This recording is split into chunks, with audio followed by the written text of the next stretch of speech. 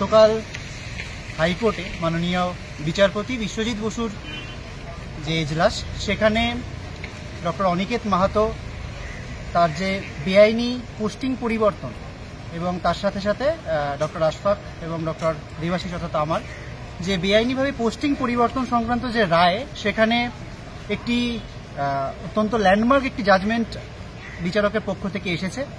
সেখানে তিনি স্পষ্টভাবে জানিয়েছেন যে এই যে 871 জন বা টোটাল দুটো ব্যাচ মিলিয়ে প্রায় 1600 জন ডাক্তার, তাদের মধ্যে বেছে বেছে এই যে 3 জনকে আরবিট্রারিভাবে পোস্টিং পরিবর্তন করা হয়েছে, এতে সরকার সিরিয়াস রং ডুইং করেছে, অর্থাৎ সিরিয়াস ভুল করেছে, যেখানে কোর্টের ইন্টারভেনশন করতে কোর্ট বাধ্য হচ্ছে। এবং এই যে অনিকেতকে রায়গঞ্জ মেডিকেল কলেজে যে বেআইনিভাবে পরিবর্তন করা হয়েছিল, সেটাকে রিভোক করে তাকে আরজিকর মেডিকেল কলেজে অবিলম্বে যোগদান করার অর্ডার তারা পাশ করেছে। এবং আমার এবং আশফাকের ক্ষেত্রে যেহেতু আমরা অলরেডি জয়েন করেছি, সেহেতু খানিক পরে, যেহেতু আমাদের এখনো আমরা বেতনহীন নই, বেসিক্যালি অনিকেত শেষ 4 মাস ধরে কোনো বেতন পাচ্ছেন না, তো সেই জায়গা থেকে আর্জেন্সির জায়গা থেকে তার রায়টা দেওয়া হয়েছে। আমাদের ক্ষেত্রেও একই রায় আসবে, এটা আমাদের আশা। তো এই জায়গা থেকে যেটা বলার, যে কালকে জাজমেন্ট থেকে এটা স্পষ্ট হয়ে গেল, আমরা প্রথম দিন থেকে যেটা বলছিলাম যে একটা ন্যারেটিভ চালানোর চেষ্টা হচ্ছে যে আমরা নাকি গ্রামে যেতে চাই না, তাই কোর্টে যাচ্ছি।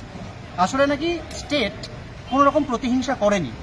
আসলে এই স্বাস্থ্য ভবনে যখন 2 মাস আগে আমরা এসেছিলাম, 4 মাস আগে এসেছিলাম, তখন স্বাস্থ্য সচিব দাম্ভিকভাবে বলেছিলেন যে সরকার চাইলে যা খুশি করতে পারে। কালকে হাইকোর্ট বুঝিয়ে দিলেন যে সংবিধানের ঊর্ধ্বে কেউ নয়, আইনের ঊর্ধ্বে কেউ নয়, সরকার চাইলে যা খুশি করতে পারে না। তো সেই জায়গা থেকেই কালকের যে এই যে কলকাতা হাইকোর্টের যে রায়, এই রায় কোনোভাবেই ব্যক্তি অনিকেত, ব্যক্তি দেবাশিস, ব্যক্তি আশফাকের জয় বলে আমরা মনে করি না, বা এমনকি শুধুমাত্র জেডিএফ বা জুনিয়র ডক্টর ফ্রন্টের জয়ও নয়।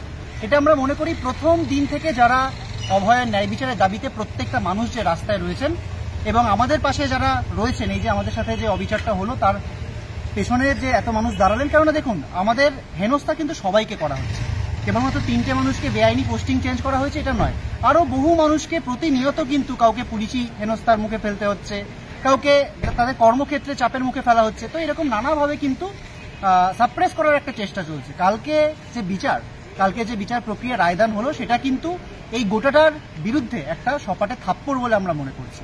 তো যাই হোক, এই যে জয়, এই জয়ের অভিনন্দন সকলের প্রাপ্য। প্রত্যেকটি মানুষ যারা প্রথম দিন থেকে অভয়ের ন্যায় বিচারের জন্য মেরুদণ্ড শক্ত করে লড়ছেন, সবার এই অভিনন্দন প্রাপ্য। তো আজকে আমরা স্বাস্থ্য ভবনে এসেছিলাম ওই কোর্টের অর্ডারের ভিত্তিতে, যে পুজো তো চলে আসছে, আগামীকাল আর পরশু তার মধ্যেই পুজো ছুটি পড়তে চলেছে, তো তার আগে যাতে জয়নিংয়ের ব্যবস্থাটা হয়ে যায়। তো আমরা ডিএমই, ডিএইচএস, প্রিন্সিপাল সেক্রেটারি সবার সাথেই দেখা করেছি, সবার সাথেই কোর্টের সেই অর্ডারের কপি আমরা দিয়েছি। কিন্তু তাদের সাথে কথা বলে খুব মনে হয়নি, আমাদের বলতে বাধ্য হচ্ছি যে তারা যে থাপ্পড় খেয়েছেন তাতে খুব তাদের শিক্ষা হয়েছে, এরকম খুব ভাব আমরা দেখতে পেলাম না। হয়তো একটা থাপ্পড়ে তাদের খুব শিক্ষা হবে, আমরা জানি না সেটা হবে কিনা, নাও হতে পারে। তারা এটাকে আবার প্রয়োজন হবে কিনা, তারা এটাকে চ্যালেঞ্জ করে ডিভিশন বেঞ্চ, সুপ্রিম কোর্ট যাবেন কিনা পাবলিকের ট্যাক্সের টাকায়, সেটা সময় বলবে।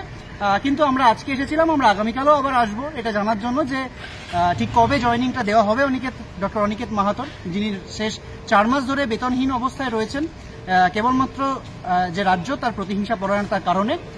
তো ফলত এটাই বলার ছিল, এটা বলার জন্যই আজকের এই ভিডিওটা। আমরা স্বাস্থ্য ভবন থেকে সরাসরি এটা জানালাম। আমরা পরবর্তী আপডেট অবশ্যই জানাবো আপনাদের সকলকে, এবং যারা প্রত্যেকে প্রথম দিন থেকে পাশে থাকলেন, এবং পাশে থাকলেন বলে ধন্যবাদ দিয়ে ছোট করার কোনো জায়গা নেই, কেননা লড়াইটা আমাদের সবার, এই লড়াইটা কিন্তু আমরা সবাই একসাথে এইভাবেই চালিয়ে যাব।